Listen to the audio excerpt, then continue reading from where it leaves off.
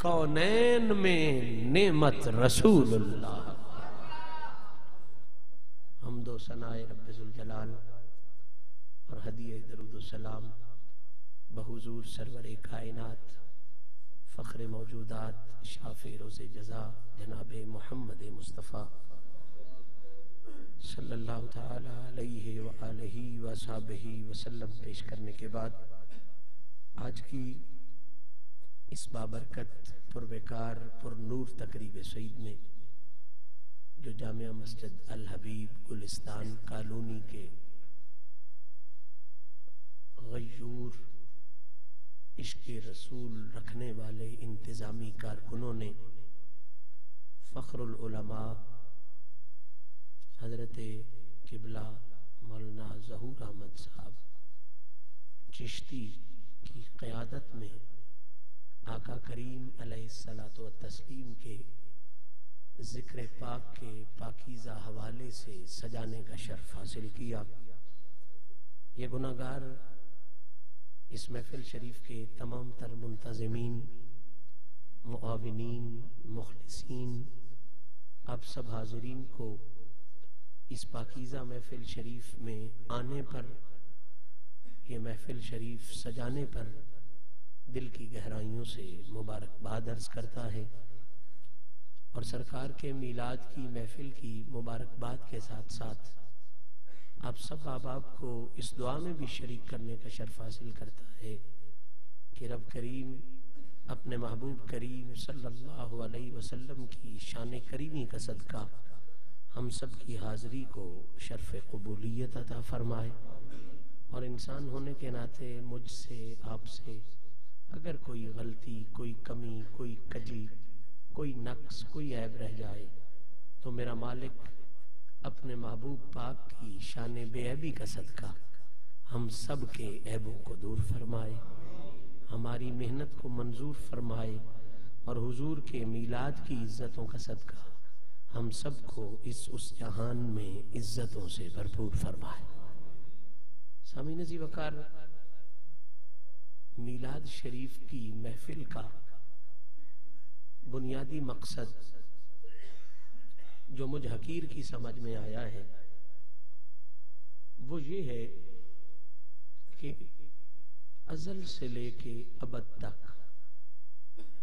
جتنی بھی یہ محافل سجی ہیں، سج رہی ہیں یا سجیں گی، کسی ایک محفل سجانے والے کا نہ یہ دعویٰ ہے نہ یہ حقیقت ہے کہ ہم نے محفل اس لیے سجائی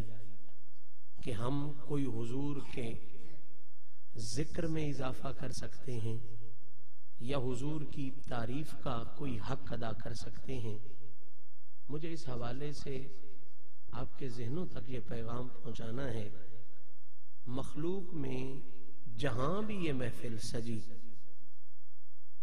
اس کا رزلٹ اور نتیجہ وہی ہے کہ ساری محنت، ساری کوشش، کمال کی بلاغتیں، فصاحتیں استعمال کرنے کے بعد بھی وہ محفل میں آنے والے، محفل میں کچھ بولنے یا سنانے والے اسی نتیجے پر پہنچے ہیں جسے گولڑے کے تاجدار نے ان لفظوں میں کہا کہ کتھے مہر علی، کتھے تیری ثنا. مجھے کائنات کا کوئی ایک فرد بھی تاریخ میں ایسا نہیں ملا جو یہ کہہ سکے کہ میں نے حضور کی تعریف کا حق ادا کر دیا. ہر بڑے سے بڑا انسان اس مقام پر سر جھکا کر یہی آخری نتیجہ دیتا ہے کہ کوئی مثل نہ ڈھولن دی، چپ کر میرے علی تھا جا نہیں بولن دی. تو قبلہ خود فیصلہ کیجئے، جہاں ایسی شخصیات جن پر علم ناز کرتا ہے، طریقت جن پہ فخر کرتی ہے، بلاغت کو جن پہ غرور آتا ہے، جب وہ سر جھکا کے کہیں کہ کتھے مہر علی، کتھے تیری ثنا، وہاں تیری میری محفل کی کیا اوقات ہے، ہماری کیا حیثیت ہے کہ ہم حضور کے ذکر کے حوالے سے کوئی بات کر سکیں. پھر سوال بنتا ہے کہ جب یہ تعریف ممکن نہیں ہے، ہم سے مکمل انداز میں ہو نہیں سکتی، تو پھر ہم محفلیں سجاتے کیوں ہیں، محفلوں میں آتے کیوں ہیں؟ تو جو کچھ مجھ گناہگار کی سمجھ میں آیا ہے وہ یہ ہے کہ نہ پہلوں میں کسی کو وہم ہوا، نہ الحمدللہ ہمیں کوئی وہم ہے، نہ قیامت تک آنے والے عشق والوں کو اس معاملے میں کوئی شک یا شبہ پڑا ہے، نہ پڑے گا کہ ہماری محفل سے کوئی ذکر میں اضافہ ہو گیا، یا حضور کی تعریف میں اضافہ ہو گیا، یا کوئی ہم نے حضور کی کسی صفت کا کوئی گوشہ پورا کر کے سنا دیا. کہ بلا جتنی بھی محفلیں سجتی ہیں، سجیں گی،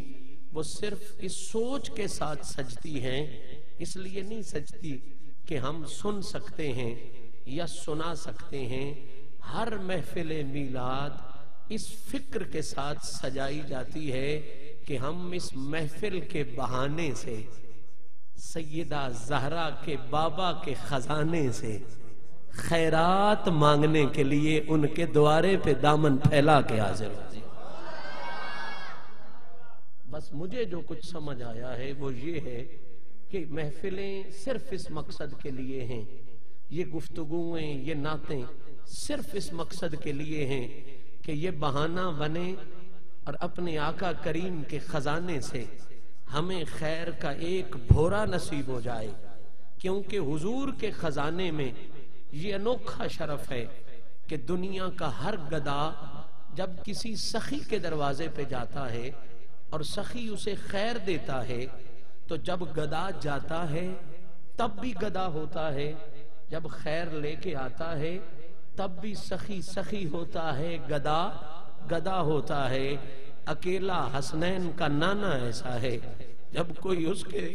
بارگاہ میں جھولی پھیلاتا ہے اور آقا پھر خیر کا بھورا ڈالتا ہے، جب کوئی جاتا ہے تو گدا ہوتا ہے، جب بھورا مل جاتا ہے پھر کائنات اسے گدا نہیں کہتی، کسی کو بابا کہتی ہے، کسی کو داتا کہتی ہے.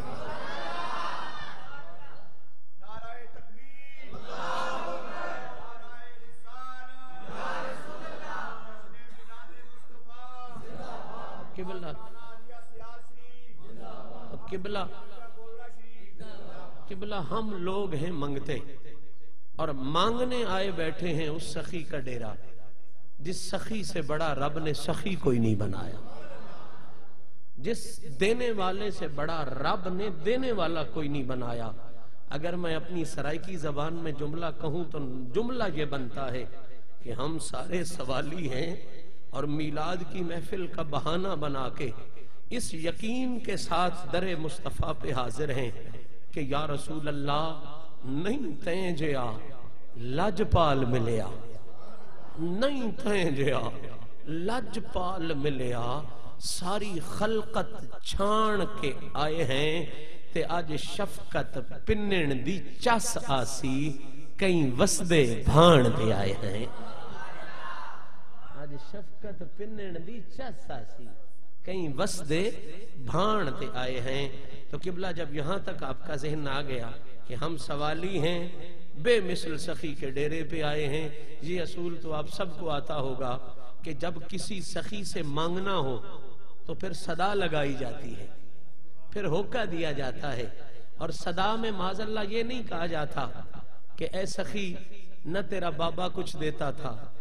نہ تیرا دادا کچھ دیتا تھا، نہ تو کچھ دیتا ہے، نہ تیرے بچے کچھ دیتے ہیں. قبلہ نہ دینے والا بھی سخی ہو تو پھر بھی منگتے جس نے لینا ہوتا ہے وہ کہتا ہے تو بھی سخی، تیرا بابا بھی سخی، تیرا دادا بھی سخی، تیری اصل بھی سخی، تیری نسل بھی سخی. اور جو نہیں دینے والے ہوتے ان کے دوارے پہ بھی جا کے لینے والا یہی صدا لگاتا ہے کہ تو بھی سخی، تیری اصل بھی سخی، تیری نسل بھی سخی. ہم تو منگتے ہیں اور واقعتاً اس سخی کے دوارے پہ آئے ہیں جس کے لیے قرآن کا اعلان ہے کہ اس کی ذات بھی سخی، اس کے اجداد کو بھی رب نے سخی بنایا ہے، قیامت تک اس کی اولاد کو بھی رب نے سخی بنایا. بلا جب بات لینے کی ہو تو صدا پھر سخی کی سخاوت کی لگائی جاتی ہے، صدا پھر سخی کے دینے کی لگائی جاتی ہے کہ وہ دیتا کیسا ہے، کتنا دیتا ہے، کس رنگ میں دیتا ہے، کس اسلوب کے ساتھ دیتا ہے۔ تو آپ بھی منگتے ہیں، میں بھی منگتا ہوں، آئیے قرآن کی روشنی میں اور نبی پاک صلی اللہ علیہ وسلم کی مقدس زبان کی روشنی میں آج یہی مسئلہ سمجھ لیں کہ مدینے والا دیتا کیسے ہے۔ یہی مسئلہ سمجھ لیں کہ حضور کی عطا کا رنگ کیا ہے، سرکار خیر کتنا عطا کرتے ہیں، کیسا عطا کرتے ہیں، کس اسلوب کے ساتھ عطا کرتے ہیں۔ پہلا جملہ جو میں آپ کی نظر اسی مقام پر کرنا چاہتا ہوں کہ بلا دنیا میں بڑے بڑے سخی ہیں، تھے، ہوتے رہیں گے، لیکن میرا یہ ابتدائی جملہ ذہن میں رکھیے، دنیا کا ہر سخی جتنا بڑا بھی سخی ہو کچھ دے سکتا ہے، کچھ نہیں بھی دے سکتا۔ توجہ ہے میرے جملے پر؟ امیر ہو، کبیر ہو، وزیر ہو، بادشاہ ہو، بہت بڑا صدر ہو، جتنا بڑا بھی سخی ہو، جب اس سے مانگو تو کچھ دے سکتا ہے، سب کچھ۔ پھر سن لیں، میں مسئلہ یہ پیغام کے طور پہ پہنچانا چاہتا ہوں، دنیا کا ہر سخی بڑے سے بڑا سخی ہو کچھ دے سکتا ہے، سب کچھ نہیں دے سکتا۔ بس میری گفتگو شروع ہو گئی، میں قرآن پڑھوں گا، آقا کا مقدس فرمان پڑھوں گا۔